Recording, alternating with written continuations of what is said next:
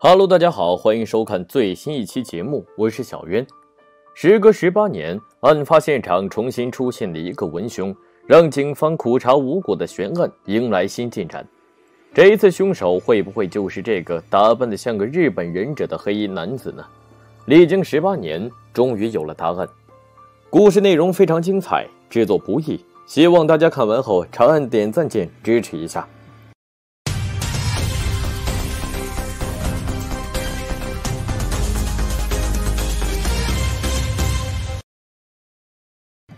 故事发生在1986年美国的俄克拉荷马州，8月的中夏热得发烫，马路上燥热的空气为了解渴，不断舔舐着路人脸颊的汗滴。虽然太阳已经快下山了，可人们流汗的速度依然没有停止，包括年轻女孩珍妮。此刻她正在匆匆往家赶，似乎只有家中的空调才能让她逃避令人窒息的酷暑。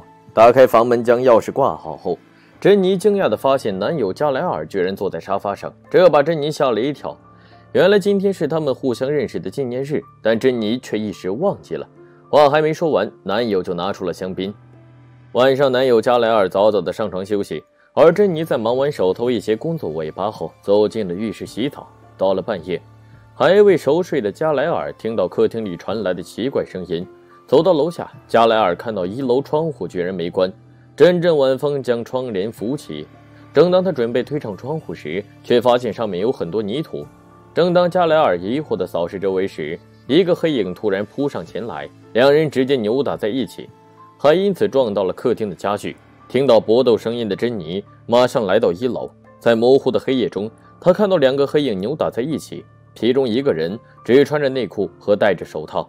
男友停止反抗后，这个黑影又把珍妮推到小卧室，还半跪在床上掐着她的脖子。恐慌的珍妮苦苦求饶，看着珍妮的身体，男人停止了殴打，并扯掉了珍妮的衣服，直到2个多小时后才离开。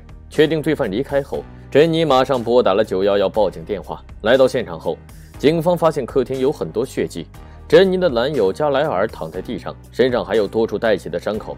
在餐桌旁边的石膏墙面上，探员发现了带血的裂缝，而裂缝的轮廓与加莱尔身体非常吻合，这说明当时2人的扭打程度非常激烈。凶手直接把加莱尔撞到墙上。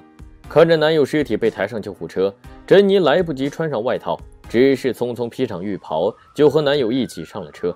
看着男友僵硬的表情，她不断大声哭喊和请求医护人员，请你们救救他，救救他，求你们了。加莱尔遇害的事情传开后，立即引起了社区人们的同情。案发时他只有27岁，是个颜值和事业双双在线的男人，为人随和大方，跟别人也没有什么深仇大恨。和原配离婚后认识了珍妮，很多人都说这2人是郎才女貌，现在却发生这样的事情，实在令人可惜。到了这里，幸存者珍妮的口供就成为重要的破案线索。珍妮说，凶手在杀害自己男友后，直接把自己推到卧室里强暴了他。虽然凶手待了很长时间，但因为光线昏暗和近视等原因，他只能大概记得凶手的样貌。对方留着很长的头发和胡子，身高不到6尺，年纪应该是20多岁。至于凶手具体是什么时候出现在1楼客厅的，他也不知道，因为当时自己已经睡着了，是听到男友叫喊声才醒了过来。在提取了珍妮身上凶手留存下来的痕迹后，探员一边将其送往犯罪鉴定科鉴定，一边利用复原的画像在珍妮住所附近展开排查。最后一队人马则负责勘察现场。由于案发时已经是后半夜，很多工作只能拖到第2天进行。但对于珍妮的口供，探员却有很大的疑问，这个凶手是什么来路，居然只穿着内裤就跑到别人家作案，这脑回路有点不太一样啊。再说了，身着条内裤晃来晃去，不怕被人发现吗？为了验证珍妮口供的真实性，探员对她做了2次测谎，但结果都表明珍妮不像是在撒谎。后来探员用发光胺检测案发地，结果显示珍妮的确没撒谎。餐厅里被割开的纱窗表明，凶手大概率是从这里钻入了客厅。更巧的是，顺着这个窗户，凶手能看到浴室里珍妮洗澡时的身体轮廓。另外一边，主卧室窗户外花园土壤上，探员还发现了一个很像是臀印的形状。也许凶手当晚曾埋伏在这里等主人回家，并绕到餐厅的纱窗偷窥了珍妮洗澡。看到珍妮的曼妙身材后，起了贼胆，翻到房里准备作案。可他却不知道加莱尔还在2楼，以为整个房子只有珍妮一人。根据凶手留存的痕迹，侧写师对他做了这样一个刻画：这个男人的年纪应该是22到27岁之间，至少有高中文凭学历。他的住所应该在案发地周围，而且步行距离非常小。侧写师甚至还猜测凶手还有精神创伤，体重会发生波动，案发后可能会因为合适的理由离开当地，因为这是凶手的第一次作案。整个过程很慌张，很粗糙，而且他当时根本不想杀人。至于侧写师是怎么看出凶手精神有问题，体重还会发生波动，那小编我就不知道了。也许这就是传说中的犯罪心理学吧。所以重点来了，如果凶手真的离开了当地，那 FBI 要怎么抓他呢？正常人的第一反应就是 DNA， 但这个方法成功的前提是凶手有案底。不出意外， DNA 这条线让大家失望了。但幸运的是，探员还是在血泊中发现了凶手的脚印，刚好其中一个就包含丰富的纹路细节，它就如同指纹般为 FBI 探员亮起了希望。接下来只需要逮住嫌疑人，对比下就可破案。于是探员以珍妮住所为中心，挨家挨户上门排查和询问。其中一个叫做比尔的18岁男子引起警方注意，他的住所与案发地相隔2条街道。父母搬到其他地方后，就只剩下他自己一人居住，而且他的身体刚好可以穿过纱窗。探员之所以会找到他，是因为比尔在案发后搬到密苏里州和父母一起居住，符合侧写师说的会逃离当地。还没等比尔反应过来，他就被2个人高马大的探员带回局里喝茶。当听到警方对自己的怀疑后，比尔一脸懵逼，这什么跟什么？你说老子是杀人凶手，还强奸了一个女人？兄弟，饭不可以乱吃，话更不能乱说。激动的比尔要求当场对比他的脚印，结果显示他脚掌的纹路和凶手相差甚远，所以比尔并不是凶手，第一嫌疑人被排除。整个案子因为缺乏有效线索，一直被挂在警局，这样一晃就过了很长时间。直到有一天，当地的拘留所的一个犯人向警方爆料说，1986年他的前舍友鲍勃有一天回来时浑身沾满了血迹，还说自己刚刚杀了个人。对比鲍勃的照片，他的外貌似乎和珍妮说的人有几分相像，尤其是他的长发和胡须。不但如此，鲍勃的妻子还告诉警方自己丈夫患有毒瘾，曾多次入室盗窃，筹集购买毒物的钱财。为了确定凶手到底是不是鲍勃，探员将鲍勃的照片与其他男人的照片混合在一起，让珍妮辨认。而珍妮扫视一圈后，直接就将手指指向了鲍勃。可长得像并不意味着鲍勃就是凶手。而这个时候 DNA 刑侦技术的出现，让警方能够进一步鉴定。法医比较了鲍勃和当年珍妮强奸检测试剂里的 DNA， 结果发现两者相差甚远，这说明凶手不是鲍勃。随后的脚掌纹路也证实了这点。为了找出这起凶手，警方翻遍了当地犯罪集团的案底，也排查了很多不良市民，可就是找不到凶手。案发后，珍妮搬离了原住所，到其他地方生活，而这座房子因为没有挂牌出售，一直静静躺在原地，似乎依然不肯放弃等待正义。在后来一次偶然机会中，探员办案路过这所房子，并再次进入了房子，可就是这一举动却成了无心插柳柳成荫。在进入房屋后，细心的探员发现地上居然多出了一个女人的文胸，当时她就在厨房间的地板上。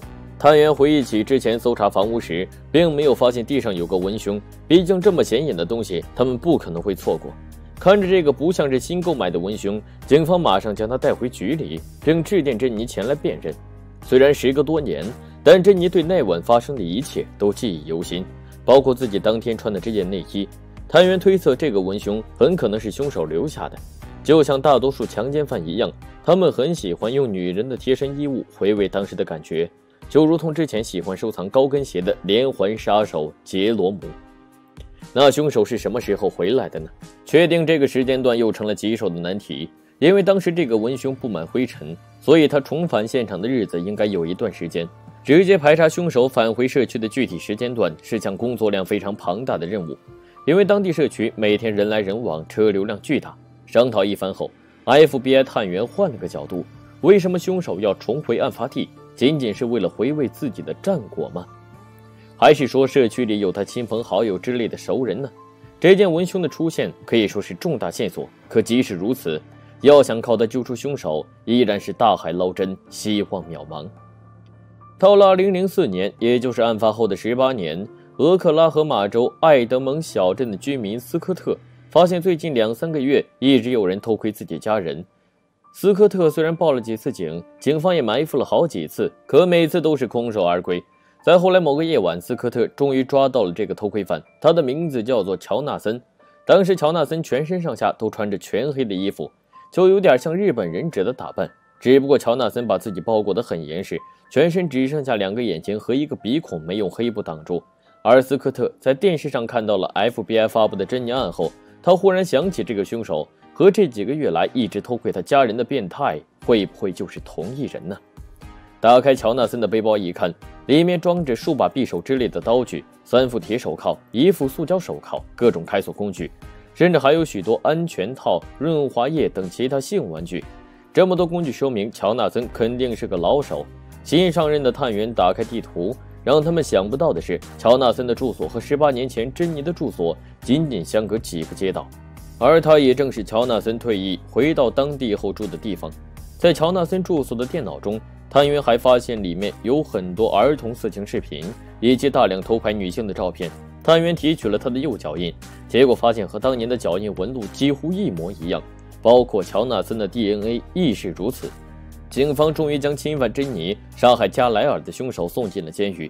这份执着在经历了20年的等待后，终于得到了释怀。正如俗话说的，试问苍天饶过谁？监狱中的乔纳森透露，自己当年作案后离开当地去美军服役，负责军事情报部门的工作。退役后回到老家俄克拉荷马州，也就是此前那个老房子。可为什么他要重新回到这里呢？按照他的智商，他肯定知道自己被抓就肯定会立即成为头号嫌犯。心理学家猜测主要有2个原因，其一是强奸犯常见的恋物癖好，其二和他的经历有关。因为乔纳森此前就是负责一线的情报搜集工作，这训练了他如何隐蔽观察别人的技能。那个文凶的出现更是案件的转折点，他让警方知道当年那个凶手已经回到社区，所以才在媒体上发布消息。而正是因为这则新闻，让斯科特怀疑此前一直偷窥的人也许就是这个凶手。种种巧合凑在一起，最终让 FBI 抓住了逍遥18年的罪犯。我是小渊，我们下期再见。Hello， 大家好，欢迎收看最新一期节目，我是小渊。美国著名的加州1号公路连接着旧金山和洛杉矶2大城市。沿着这条公路从北向南出发，不但可以欣赏太平洋的海阔天空，还可同时目睹蒙特利半岛的悬崖峭壁。也正因如此，这条公路被美国国家地理杂志评为人生一定要到的50个地方之一。本期的3位主人公，他们从圣地亚哥出发，在蜿蜒的公路上，他们虽然领略了绝美的景色，但也留下了致命的阴谋。故事内容非常精彩，制作不易，希望大家看完后长按点赞键支持一下。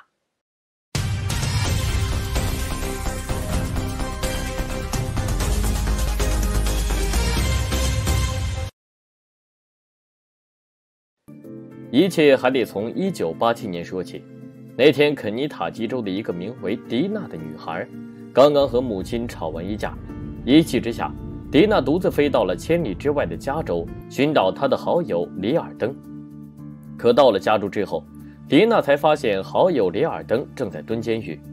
看着儿子千里迢迢到来的朋友，里尔登的母亲维吉尼亚很是热情。从第一天起，她便好饭好菜招待了迪娜，并嘱咐迪娜一定要在她这里多待几天。比起您老家肯尼塔基州的荒僻深山，阿姨这里可谓是风景秀丽，要山有山，要水有水。面对朋友父母如此热情的招待，迪娜自然也没太在意。几天后，迪娜告诉维吉尼亚自己是时候该回去了，如果还这样继续白吃白喝住下去，那就实在不好意思了。话刚说完，维吉尼亚就表示，我说你这孩子跟阿姨客气啥，不过你来一趟也好不容易，要不和你叔叔麦金尼斯带你去外面逛逛，毕竟我们也好久没去外面旅游了。在维吉尼亚夫妇的坚持下，4月2号那天，他们3人驾车来到了蒙特利半岛，并且一路沿着加州1号公路自驾。看着海天一色的美丽风景，迪娜完全沉浸在大自然的怀抱中。中午时，维吉尼亚夫妇把车停在了路边，并从便利店买了3杯饮料。稍作休息后，3人又回到了1号公路上。就这样，车辆又行驶了几十分钟，在一个悬崖的拐弯处，维吉尼亚提出想下车欣赏下风景，并且和丈夫麦基尼斯先行下了车，一起站在悬崖边上欣赏着加州西海岸的风景。几分钟后，夫妇俩回到车里，请迪娜帮他们拍些照片。可迪娜表示自己感觉身体不太舒服，有点头昏眼花的感觉，也许是车上坐太久了，不如下来呼吸下新鲜空气，或许会好点。在麦基尼斯的搀扶下，迪娜踉踉跄跄来到了悬崖边上。可仅仅20几分钟后，一辆911救护车便从山脚驶来。维吉尼亚夫妇告诉救援人员，他们的同伴迪娜在他们不注意时突然从悬崖边上掉了下去。由于加州1号公路经常发生坠崖事故，所以救援团到达时并没有仔细审视现场，只是匆忙把迪娜的尸体运回医院抢救。可还没等迪娜被送到急救室，她就被死神匆匆带走。事情发生后，迪娜的尸体被运回家乡安葬，而她在军队服役的丈夫更是无法相信自己和妻子就这样突然分隔两地。女儿丧事结束后，迪娜的母亲开始向保险公司理赔，毕竟女儿是因意外去世。可保险公司表示，她女儿的死亡很离奇，赔偿金需要等警方调查清楚后才能支付给她，包括迪娜那份出事前刚买的保单。在电话中听到保险公司这样的答复，迪娜母亲也多少能理解。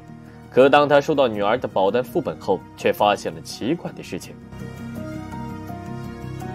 在女儿一份价值35000美元的额保单中，受益人居然是维吉尼亚夫妇的儿子。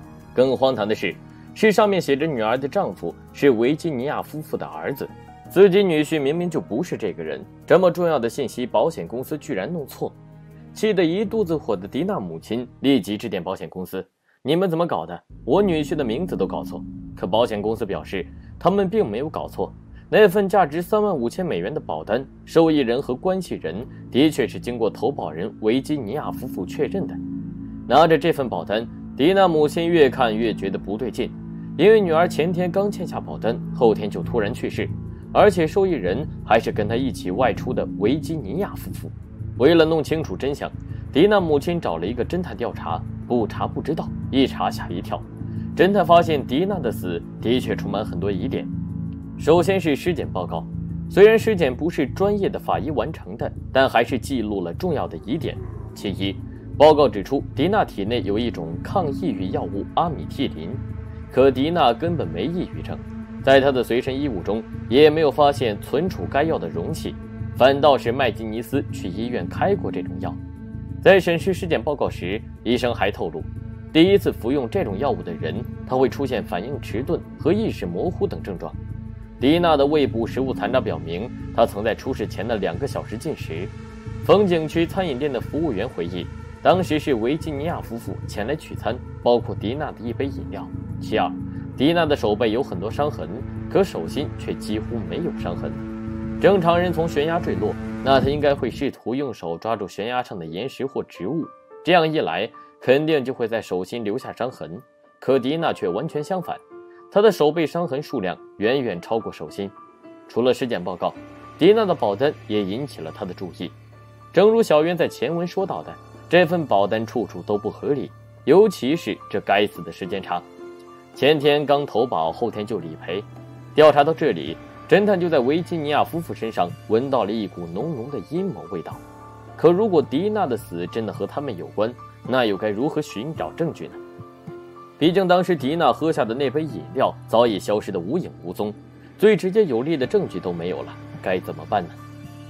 这时维吉尼亚夫妇拍摄的旅游照片引起了侦探的注意。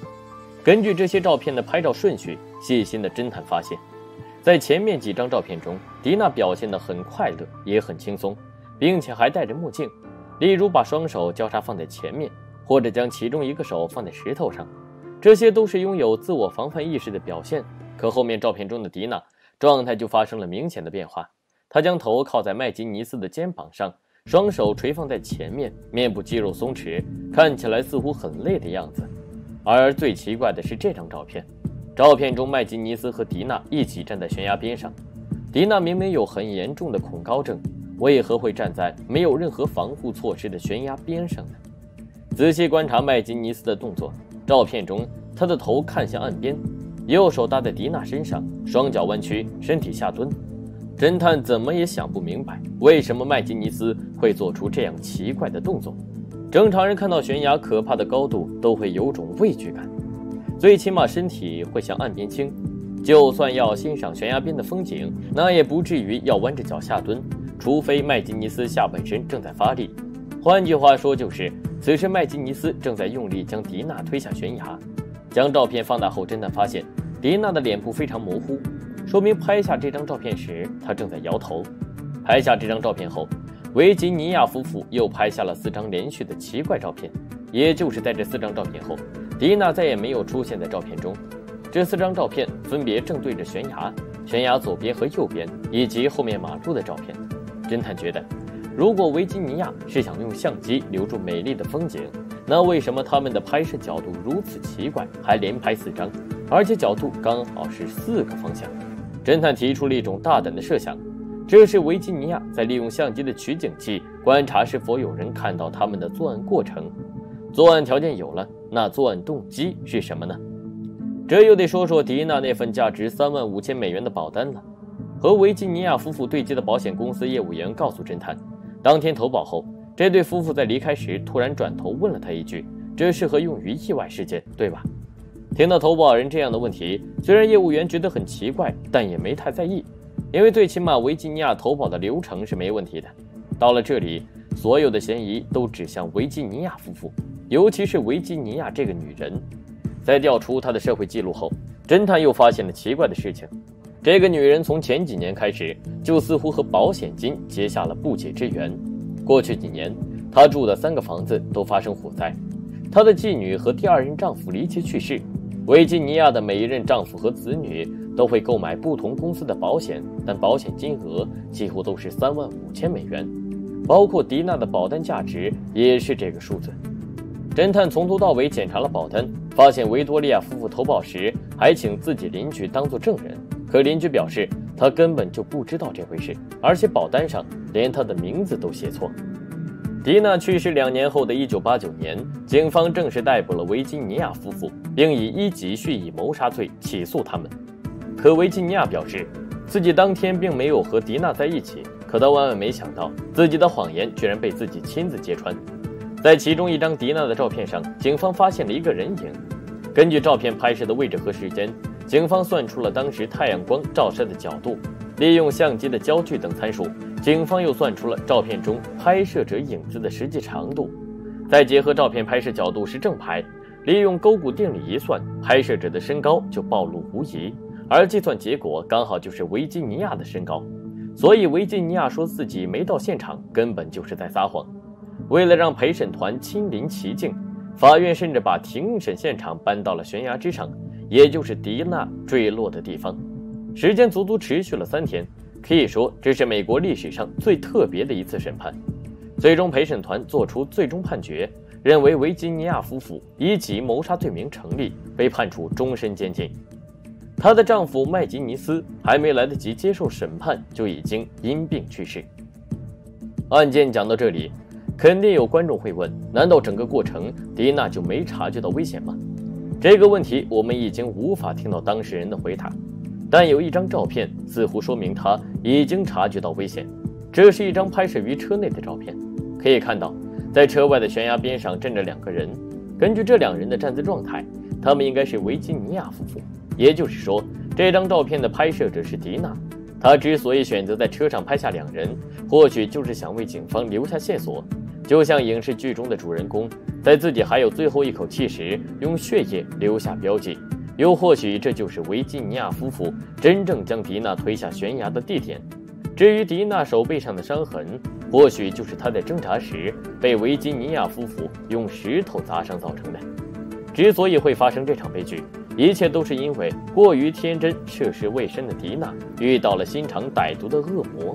不难想象，如果没有这些照片，迪娜的死将永远成为谜团，恶魔将永远在人间肆虐。也正是因为这起案件，小渊想起了2014年2个荷兰女孩在巴拿马的离奇遇害案。在这起案件中，女孩相机留下了90张毫无逻辑的照片。或许假以时日，我们能利用科技的手段，从这90张照片中找出2个女孩去世的真相。只是希望这个时间不要太久。我是小渊，我们下期再见。Hello， 大家好，欢迎收看最新一期节目，我是小渊。在一辆拖车里，一名男子离奇遇害。就在警方苦查真相时，一条哈士奇引起了警方注意。他们怎么也想不到，不会说人话的哈士奇最终却帮警方揪出了幕后黑手。破案过程非常精彩，制作不易，希望大家看完后长按点赞键支持一下。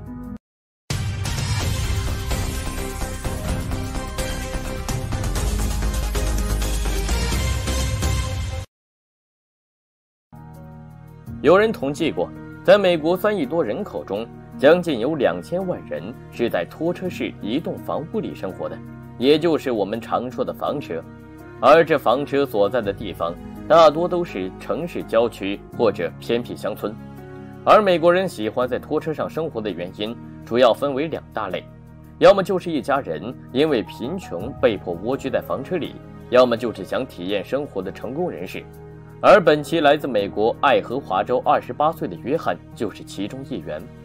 他就从家里搬了出来，独自居住在自己的拖车里，而且还养了一条哈士奇，名为奇克莎。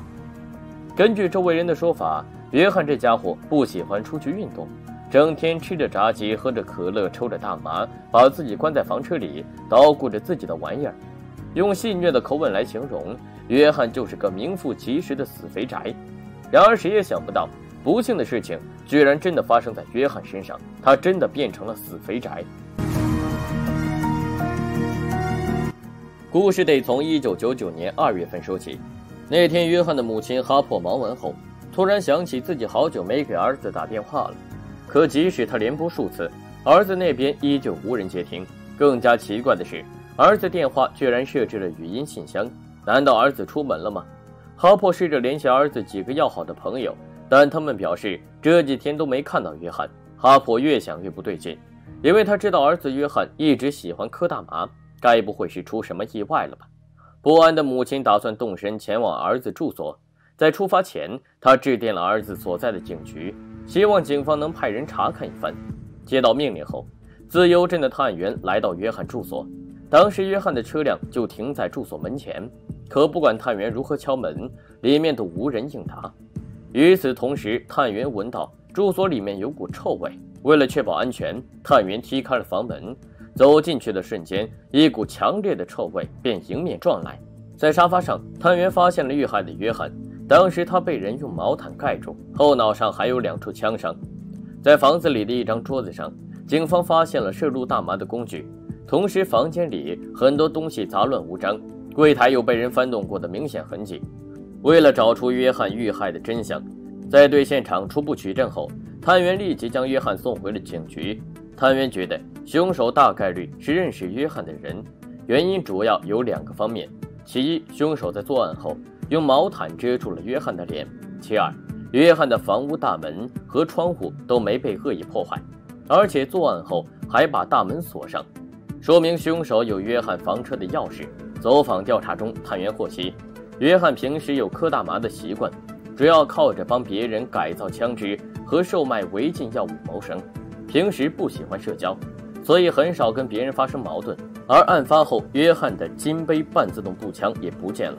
这把手枪是约翰最喜欢的武器改造品，他每隔几天就会拿出来擦拭欣赏一番。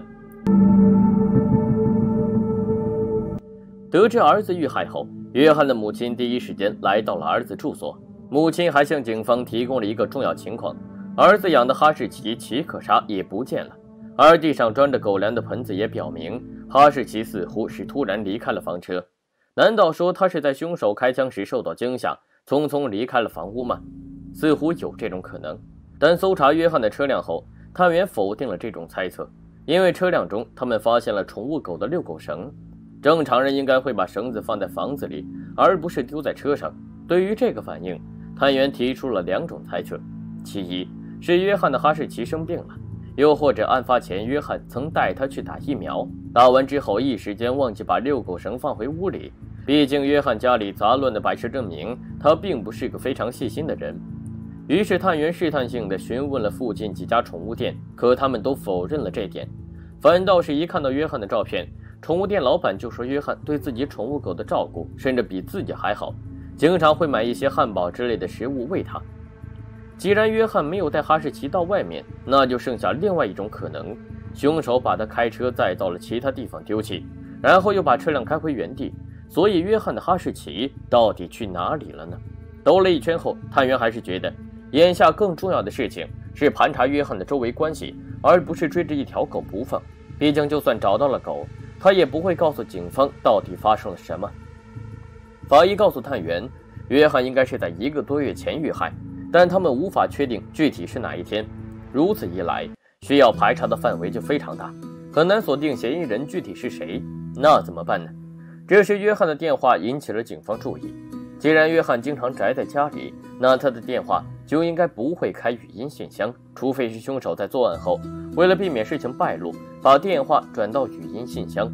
所以只要找出第一个被转到信箱的电话，那就能缩小案发时间范围。比较一番后，探员认为时间应该是1月22日或者23日，而嫌疑人有3个，分别是麦克、安德鲁和沙龙·施耐德。先说第一个嫌疑人麦克，他是约翰的好友，此前2人一直合伙做销售违禁药物的生意。而案发前几天，邻居反映曾看过麦克的车停在约翰门前，所以凶手会是他吗？麦克被带回警局后，2次通过了警方的测谎，而且还拿出案发时自己的不在场证明，这说明凶手不太可能是他。接着警方找来了另外2个嫌疑人，也就是安德鲁和沙龙·施耐德，这2人是对小两口。调查时，探员获悉，在1月18号，也就是案发前4天时，安德鲁夫妇曾出现在约翰房车里。搜查他们住所时，探员找到了大量的违禁药物以及枪支子弹，而子弹的口径和视察约翰子弹的口径完全一样。探员随即将其送回局里鉴定。就在探员以为调查有了新突破时，检验报告浇了他们一盆冷水。子弹型号虽然相同，但原子组成却大相径庭，3个最有嫌疑的人都没有嫌疑，这可把探员愁坏了。几乎在同一时间，约翰父母在外面开车时，居然意外地找到了他们儿子养的哈士奇。他们表示，当时奇可莎正游荡在马路旁，似乎是迷路的样子。约翰父母经过时，起初并没有太在意，但看到这条哈士奇非常干净，和地上泥泞的路面完全不同，这说明它不是流浪狗。把车绕回来后，约翰母亲试探性喊了句奇可莎，结果这条哈士奇马上把头转向自己，他们这才怀疑它是儿子家里的奇可莎。走近一看，它脖子上的项圈标记也证实了这点。那找到约翰养的狗有什么用处呢？狗又不会说话。可让所有人出乎意料的是，还真是这条狗帮了警方一个大忙。因为警方在安德鲁夫妇的车窗上找到了一个很像是动物鼻子留下的印记，这些印记就如同人的指纹，具有唯一性。如果能确定它是来源于奇可莎，那安德鲁夫妇和约翰的死大概率有关。可不幸的是，这个印记被严重破坏，刚找到的新线索又断了，唯一留下的只有约翰的哈士奇以及安德鲁夫妇的疑点。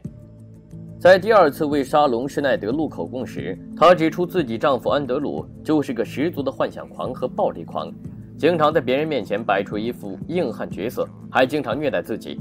在案发前3天，自己开车载丈夫到约翰住所，当时丈夫独自下了车，自己则驱车离开去看望女儿，并直接回家。几天后，沙龙发现丈夫开着约翰的车回来，还从车上卸下很多枪支子弹。沙龙原本想问丈夫缘由，但一想到丈夫那口吐芬芳的嘴巴，也就没过多追问。在爱荷华公寓短暂停留几天后，2人回到老家怀俄明州。审讯中，沙龙表示自己当时真的不知道约翰遇害，她知道自己丈夫平时很暴力，但如果说是丈夫让约翰命丧黄泉，那她还真是有点惊讶的。毕竟2人曾一起合伙干买卖。交谈中，沙龙还提供了一个细节，她说在回到老家几天后的一个半夜里，丈夫突然离开，并在德州待了20几天。顺着这条线索，警方找到安德鲁在德州的几个联系人，其中1人还留着从安德鲁手中购买的子弹。打开盒子一看，探员发现里面有几根很短的黑白毛发，这就奇怪了，装子弹的盒子里怎么会有这些东西呢？联系人表示一脸懵逼，你问我，我问谁？我这刚买来还没用呢，你们就找上门来了。经过检验，这些毛发是来自动物，但由于缺少发根，无法进行细胞核的 DNA 检测，只能检测线粒体 DNA。经过一番高端大气上档次的操作后，专家判定这些毛发就是来源于约翰养的那条哈士奇。与此同时，警方又从另外一个联系人手中获得新线索，安德鲁当时打包手枪的包装盒里有一张来源于约翰自己的纸条。有了这2项证据，爱荷华警方立即把安德鲁带回了局里。根据安德鲁的交代，他非常喜欢约翰改造的一把手枪，并数次提出购买意愿，但无论自己开的价格多诱人，约翰这死肥宅就是不肯卖，这让自己很是生气。1月22日那天，自己来到约翰住所，趁着约翰看电视睡着后，在他后脑勺扣了2次扳机。作案后，因为担心奇可莎的狗叫声会引起他人注意，便把他拉到约翰车上，并将其丢弃在几公里外的地方。安德鲁的妻子沙龙在接受采访时表示，她自己也不知道怎么说，丈夫会杀了一个人，却放过一条狗。也许在她眼里，人命还没狗命珍贵。安德鲁怎么也想不到，警方居然能用死者宠物狗的毛发查出他就是凶手，并判处他35年监禁。而遇害的约翰也更是想不到，在自己遇害后，居然是自己养的哈士奇帮自己找回了正义。也许冥冥之中一切皆有因果。正如约翰生前经常用汉堡为宠物狗加餐，约翰遇到了可爱的奇可莎，却遇到了狠毒的安德鲁。我是小渊，我们下期再见。Hello， 大家好，欢迎收看最新一期节目，我是小渊。湖天一色的美景中，却藏着一艘被烧得面目全非的游船。32具躯体围成一团，似乎在拼命反抗着什么，而通往生命之门的出口却被无情大火紧紧锁住。究竟发生了什么？打开游船的底舱，一副让人泪流不止的场景迎面撞来。今天小渊就带大家回到28年前的那个愚人节。故事内容将以法医的角度展开，制作不易，希望大家看完后长按点赞键支持一下。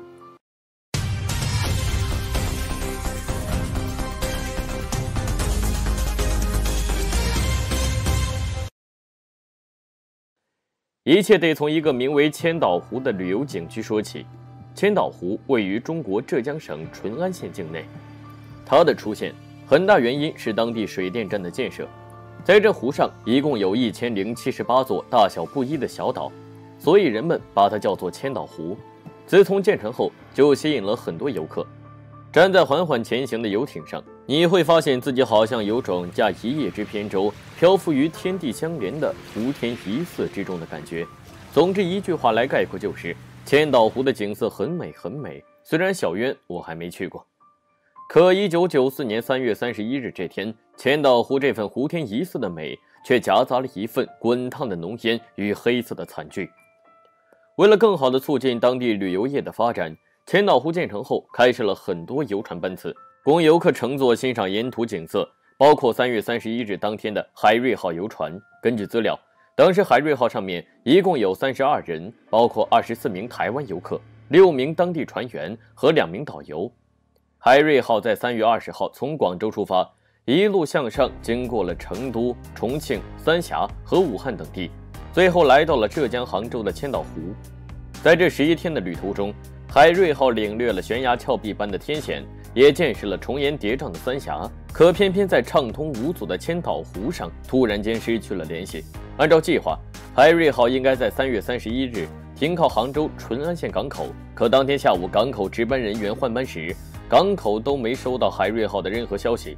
值班人员觉得非常奇怪，在港口船舶停靠登记表上，只有海瑞号游船后面一格是空的。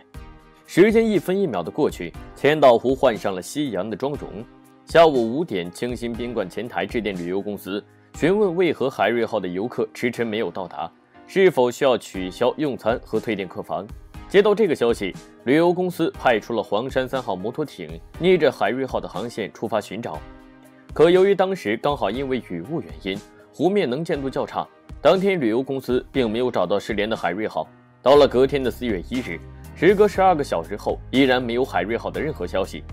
就好像突然人间蒸发般失去了所有联系。按照西方的节日，4月1日是愚人节，可在那天，谁都不想遇到黑色的幽默，尤其是海瑞号所属的旅游公司，他们不断致电海瑞号，可就是没收到任何回复。那一晚的等待真的令人无比煎熬。4月1日的凌晨5点30分，距离第一次搜寻的12个小时之后，旅游公司再次出发寻找。这一次搜寻队终于在千岛湖黄泥岭水域找到了失踪的海瑞号。可奇怪的是，海瑞号船面上空无一人，有的只是阵阵浓浓黑烟，整艘船被烧得剩下一个空壳。在2-3米之外的搜寻队员都能体会到皮肤滚烫的感觉。另外一边，接到报警的港口立即派出载着消防车的数艘渡船赶到黄泥岭水域，费了好大一番功夫才把船只的火全部熄灭。这是拍摄于当时案发后的海瑞号，虽然是黑白照片，但大火留下的痕迹依然清晰可见，包括船上被叠在一起的凳子全部烧得只剩下铁架子。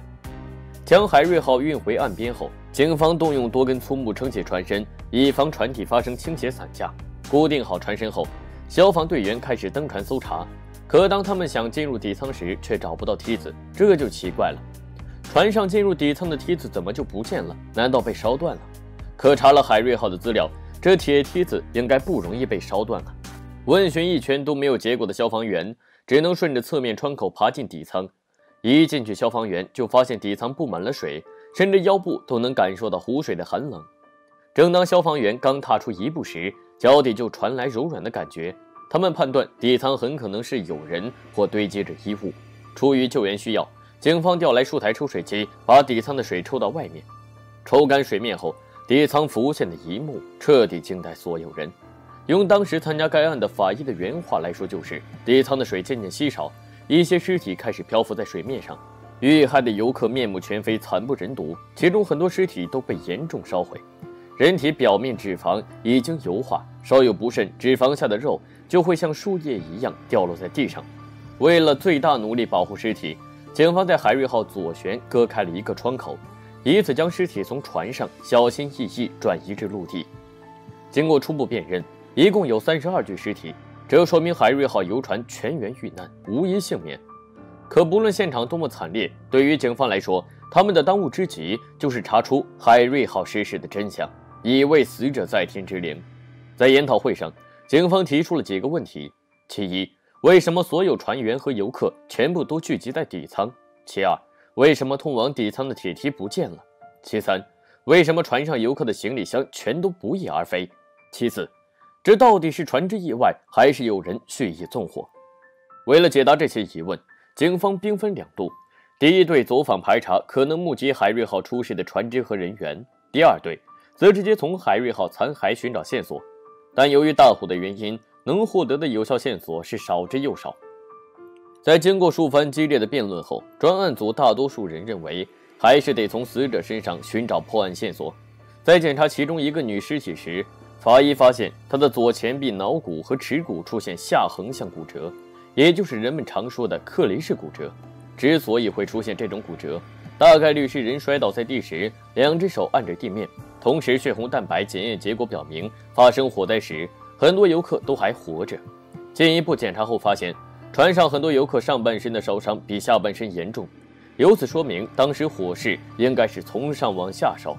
除了游客身上的烧伤痕迹，还有2项证据表明火势从上往下烧，包括底舱地板依然清晰可见的红色油漆，以铁梯子原位置被烧得变形的钢管。要知道，能把钢管都烧变形，那火温至少得有800度。可如果真的是这样，就有个很重要的问题，为什么偏偏是通往底舱的入口位置的火烧得最大？换句话说，就是为什么乘客逃出底舱的出口的火烧得更大？越想越让人觉得背后发凉。综合各方线索后，法医提出假设，海瑞号的悲剧不像是普通失火事故，反而更像是盗窃后的纵火案。支持这个假设的证据有6点。其一，海瑞号船上除了一个救生圈，船上其他所有的消防设备都没有被使用的痕迹。而且明明都已经发生火灾，可为何船上的游客全部都要往底舱里钻呢？正常人的反应要么是跳船，要么是靠在2侧栏杆大声求救。其二， 6个船员虽然没有一个人逃生，其中包括一个水性非常好的船员。其三，底舱出口的铁梯不翼而飞，一个70-80公斤重的长铁架不可能轻易因为大火被烧得毫无踪迹。其次，船上游客身外的贵重财物全都不见了。相反，很多游客将贵重财物藏匿在自己身体的隐秘部位，包括4名死者的鞋子或袜子里面藏有钱。2名死者内衣内裤中找到了现金、首饰、手表等财物。作为女性，把钱放在这样的地方，买东西付钱时肯定不方便，藏的时候也肯定不方便，因此他们大概率是在底舱时藏的。其五，最初发现底舱受害游客时，女游客全部都是靠近底舱内侧，男游客都是在女游客外围，此举似乎是在保护女游客，准备抵挡第2次袭击。最后一点，在甲板上有个大油桶，对比旅游公司的船只资料，这只油桶不是海瑞号自带的。由于没有幸存者和目击者，所以当局只能通过现有的情况推演当时的案发过程。盗匪在登上海瑞号后，第一时间控制了船员，然后利用手中的凶器恐吓和欺骗游客，谎称他们只劫财不劫命，所以乖乖主动把自己钱财交出来，走到底舱就能活命。这就能解释为何32人会全部出现在底舱。倘若盗匪一上船就直接搜刮游客身上财物，也许会遭到部分游客的反抗，甚至最后可能32个人一起反抗。游客进入底舱后，由于人群拥挤造成底舱闷热，所以有人脱掉了外套，而部分女游客很可能就是在这时候将钱财藏在身体的敏感部位中。确定船上全部的人进入底舱后，盗匪锯掉了底舱出口的梯子，然后点燃自带的汽油，企图用一把火毁灭现场，掩盖自己的犯罪事实。顺着这种推演，那盗匪的数量应该是2人以上5人以下。如果盗匪成员数量超过5人，那他们大概率会对游客搜身。其次，盗匪应该是乘坐速度较快的水上交通工具，例如冲锋舟或摩托艇。他们大概率非常熟悉千岛湖的地理情况，甚至知道海瑞号的行驶时间和游览线路，很可能是藏匿于当地的犯罪团伙。确定案件性质后，警方改变了此前游船意外失火的说法，开始集中力量寻找凶手。10几天后，警方将嫌疑锁定在杭州淳安县的3个年轻男子，分别是吴某、胡某和于某。这3人年纪都只是20多岁，其中吴某从事于个体户旅游项目，也就是靠老天爷赏脸混口饭吃，所以收入时高时低。吴某钱虽然赚的不多，但在不良嗜好上的开销却是雷打不动。于某则是为旅游公司驾驶旅游船的船员，案发前1年，自己买了摩托艇，也做起了接送游客的旅游服务。最后一个胡某则是在化工厂上班。3人不知怎么就聚在一起，撑大胆子对行驶在千岛湖上的游船起了贼心。一番商量后，3人选了2个地点，第一个是渡口万毛竹园方向的背山一侧，来往船只较少，有利于作案。第2个是小金山转弯处，在这地方动手后，可以把船开到千岛湖中心区域沉掉。到了3月31日，也就是愚人节前一天，这3个家伙就正式动身前往千岛湖物色目标。埋伏了半个多小时后，3人瞄准了海瑞号，负责驾驶摩托艇的吴某从海瑞号右后侧靠了过去。固定好摩托艇后，3人先后登上了海瑞号，然后用斧头和猎枪恐吓了船员和游客。搜刮一番后，3人把船上的人全部赶到了底舱。根据事先的计划，他们是想把船炸沉，但由于游客的反抗计划失败，不死心的吴某就跳回摩托艇，拿了个30多斤的汽油桶对准底舱出口纵火，然后3人便匆匆逃离了现场。只剩下燃起浓浓黑烟的海瑞号，而警方之所以能抓住他们，也是仅仅抓住了4条线索：本地人、汽油桶、枪支和摩托艇。3人被逮捕后，起初对自己的罪行一直遮遮掩掩，直到警方证实他们在案发前向他人借过猎枪、买过汽油，以及案发后有人证实其中2人在案发后曾一起去理发店理发，而理发店老板也证实当时有2位年轻顾客的前额毛发和眉毛有被火烧焦的痕迹。案发3个月后的6月19日，3人被判处死刑，执行枪决。湖天一色，两撇波纹，行驶在千岛湖的海瑞号渺小的就如同一叶扁舟，可比这扁舟更加脆弱的是只有一次的生命。千岛湖的夕阳虽美，可如果染上带血的悲剧，那便是刺眼的感觉。28年前的这一幕被揉杂了太多笔墨，逝者安息，生者如斯。我是小渊，我们下期再见。Hello， 大家好，欢迎收看最新一期节目，我是小渊。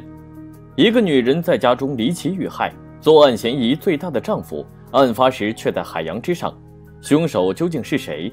正当警方苦查无果时，一个稚嫩的小女孩引起了警方的注意。警方怎么也想不到，帮助他们破案的居然是这个小女孩。破案过程非常精彩，制作不易，希望大家看完后长按点赞键支持一下。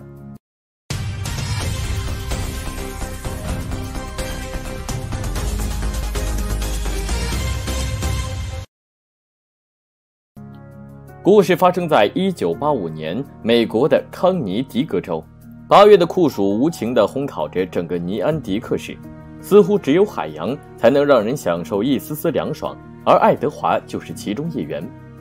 此时他正在和几个朋友一起在海上航行，船上虽然没有外面的炙热，但却有比骄阳更猛的火辣。因为爱德华和他的4个朋友此时正沉浸在一群热情奔放的年轻女孩中。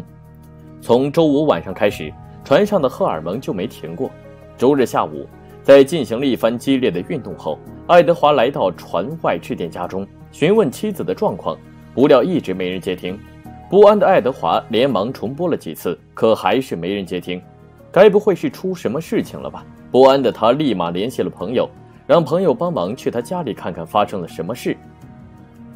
当天傍晚，朋友驱车来到爱德华的住所，站在门外，朋友发现住所里面亮着灯，一切看起来都很正常，只是有点出奇的安静。有人在家吗？朋友一边敲门一边询问，可等了好一会儿都没人回应。朋友本想直接开门进去查看，却发现住所的房门居然被锁上了。他再次询问，可依旧无人应答。这该死的爱德华，平时不锁门，偏偏在自己来找人时把门锁上。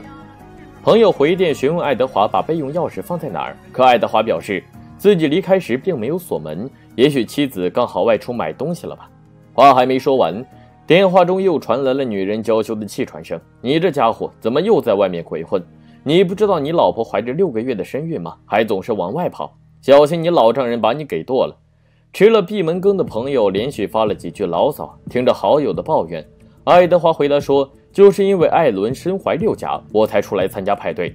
要不你找找房门旁边的盒子，看看艾伦有没有留下备用钥匙，我现在暂时没办法回去。”挂断电话后，朋友回到车里等待艾伦回家，可等了好久都不见人影。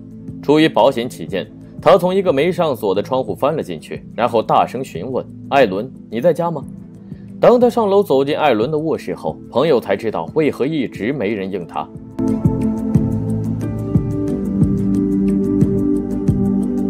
当时艾伦躺在床上一动不动，将手伸到艾伦鼻子前，发现他居然已经断气了。被吓出一身冷汗的朋友立马跑出房间，拨打了911报警电话，并通知了爱德华。几分钟后，尼安迪克警局的探员来到爱德华家中，粗略打量一番后，探员发现住所里没有入室盗窃和打斗的迹象，只是在妻子的卧室里，地上散落着睡衣和被单。看来卧室应该是第一案发现场。在艾伦脖子上面，法医还发现了几圈明显的红色勒痕。根据身体的僵硬程度，法医猜测艾伦是在周6晚上或者周日早上遇害。将尸体运回警局里后，警方进行了尸检，结果表明艾伦体内没有使用麻醉剂等药物，这说明艾伦遇害时他应该还活着，而他指甲上的挣扎痕迹也证实了这点。整个房屋里只有艾伦的卧室混乱不堪，其他地方都没有打斗痕迹，这说明凶手是直接进入卧室作案，而且应该是熟人作案。结合艾伦被丢到地上的睡衣，探员怀疑凶手目的应该是性，可法医的结果表明艾伦并没有受到侵犯，况且他当时还怀着5个多月的身孕。既然不为钱也不为性，那就只剩下报复这个选项了。可谁跟艾伦有这么深的仇恨呢？通过走访调查，探员获悉爱德华是当地大学的一位教授，妻子艾伦则在自己家族的出版企业工作。原本是一对天作之合的金童玉女，却被岁月这把杀猪刀磨得只剩下一地鸡毛。夫妇俩的婚姻早已名存实亡。爱德华的朋友向警方透露，爱德华说他对妻子早就没有了感觉，此前还背着妻子出轨，和一个火辣的金发白富美鬼混。周围人知道后都劝爱德华不要这么花心，可爱德华却说他俩是开放式婚姻，你玩你的，我玩我的，两人之间互不干扰。艾伦知道后非常伤心，过了好长一段时间，妻子才原谅丈夫，可不知为何两人并没有离婚。也许艾伦是不想让自己的孩子在一出生时就没了父亲。听到这里，探员猜测凶手会不会是尚未不成怒杀原配的情人呢？因为朋友说在后来一段时间，在妻子的压力下，爱德华答应艾伦与自己女友分手，这让他非常痛苦。可情人的活动轨迹证明凶手不可能是他，因为尸检结果显示艾伦是死于周六或者周日，而周末时她丈夫正在海上和别人狂欢。一时间案件的调查陷入了僵局，总不会是陌生人随机作案吧？要真是这样，那案子可就不好办了。回到现场，警方将艾伦卧室的物件打包回局里鉴定后，惊讶地发现床单上有将近200个精斑。用当时法医的话来说，就是对于感情已经破裂的爱德华夫妇来说，这是个很不正常的数字。当时艾伦已经怀孕5个多月，可为何他卧室的床单上还会有这么多精斑呢？探员怎么也想不明白，直到在问询中有人透露，爱德华私人生活非常混乱，他不但公然出轨，还经常和别人在家里举行两性派对。就在案发前1年的跨年夜里，爱德华亲自邀请了很多夫妻到他家中，一群人戴上面具，明目张胆地进行着共享经济的生意。朋友还透露，虽然爱德华非常夸张，但他的妻子艾伦却非常洁身自好。也正是因为如此，两人在后来经常吵架。探员猜测，妻子艾伦迟迟没有和爱德华离婚的原因，很可能就是不想让丈夫空手获得一半财产，更不想看到爱德华用自己的钱去温暖那个小三。如此说来，丈夫嫌疑重大。可是妻子遇害时，丈夫明明就在海上开派对，有4个朋友的证明，所以凶手不可能是丈夫。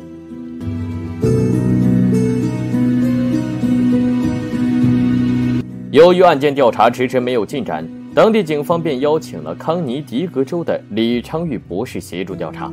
来到现场后，李博士仔细地排查了现场，但一直没发现什么有价值的线索。可在艾伦的脖子上，他注意到了一列模糊的图案，形状很像个大写字母 Z， 是因内裤紧勒在脖子上造成的。可法医的报告指出，艾伦真正的死因是环状软骨断裂，是用绳状物体无法造成的效果。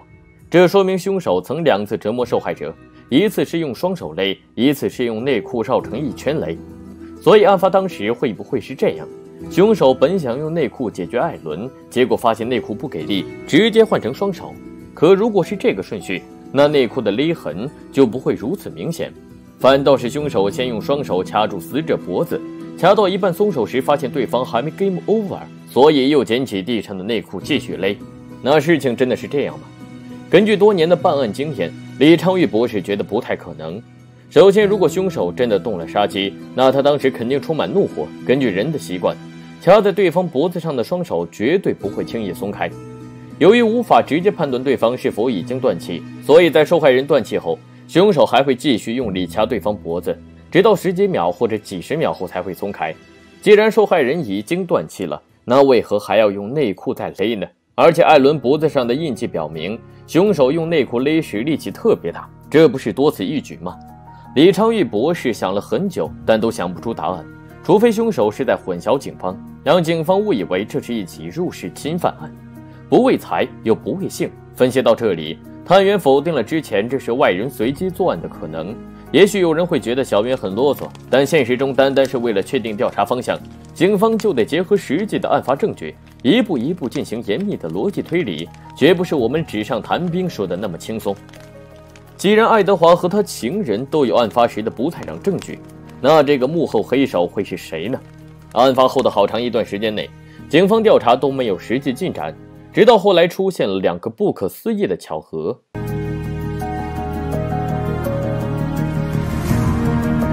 第一个巧合还得从负责调查该案的麦奇克探员说起。那天爱德华的一个女性朋友曾说过，爱德华之前向她推荐过一部电影。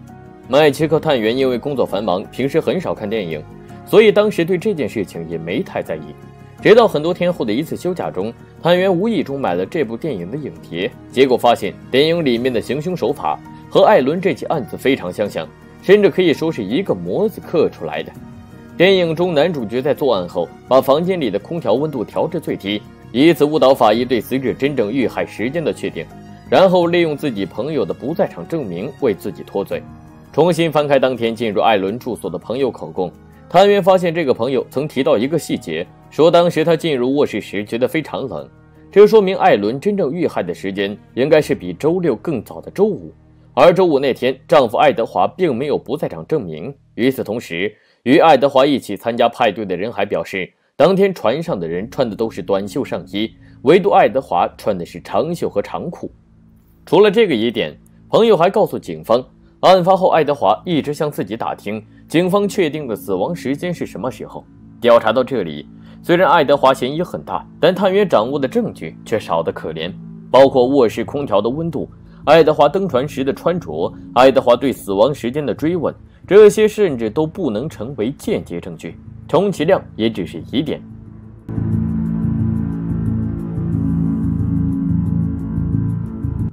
这时有网友肯定会说，这还不简单，直接检测艾伦卧室里面出现的 DNA， 不就知道凶手是谁了吗？实际上这样做根本没用，因为艾伦卧室在他去世前有其他人待过，不能说因为他们留下了自己的 DNA 就说他们是凶手。那通过检测艾伦指甲，不就能知道在艾伦去世前他和谁发生过冲突吗？毕竟厮打过程中，女人的指甲大概率会抓到对方皮肤，从而留下痕迹信息。道理是这么个道理，可大家有没有想过，就算法医真的能从指甲上检测出和艾伦发生冲突的人是爱德华，那爱德华也完全有理由说自己和妻子吵了一架，然后妻子一气之下抓了自己，所以妻子指甲上才有自己的皮肤细胞。真要到法庭上，爱德华这个说辞是完全站得住脚的，毕竟夫妻间发生矛盾是再正常不过的事，何况这两人关系本身就不太好。那怎么办呢？明明知道爱德华最有嫌疑，却迟迟找不到有力的证据。就在探员气得想骂人的时候，第二个不可思议的巧合出现了。在面对警方问询时，爱德华曾说过，自己离开妻子时，妻子还没遇害，而且自己还用朋友电话致电家中妻子，这一点朋友都可以作证。朋友也证实，爱德华当天的确用他的电话煲电话粥，吃了好长一段有的没的。然而爱德华怎么也想不到，他这个朋友家中的电话刚好有两个分机，一个是客厅中爱德华用的那个，另一个则在主卧里。只要拿起其中一个分机，就可以听到另外一个分机两人说的话。那天爱德华拿起话筒交谈时，他朋友的9岁女儿刚好同时拿起主卧的分机，准备致电朋友到自己家里一起过周末。女儿表示她觉得很奇怪，因为电话明明没有拨通，可爱德华叔叔却一直拿着话筒和别人聊天，她觉得非常奇怪。但当天并没有告诉自己父亲，只是在后来偶然听到父亲说爱德华叔叔家里发生大事时，才把这件事说了出来。这时朋友才急忙到警局里把这情况告诉了探员。得知情况后，探员核实了这位朋友家中电话的通话记录，结果表明爱德华和妻子闲聊的那个时间段，电话根本就没拨出过。爱德华之所以这么做，目的就是想利用朋友的口供洗脱自己的嫌疑，他千算万算，却偏偏少算一步。凭着这项有力的证据，探员直接逮捕了爱德华，而爱德华也承认了一切，被判处50年监禁。在入狱后的第3年，爱德华便因病去世。所以小渊奉劝那些有歪主意的人，千万不要自作聪明，因为世界上有些事情就是巧得那么离谱。我是小渊，我们下期再见。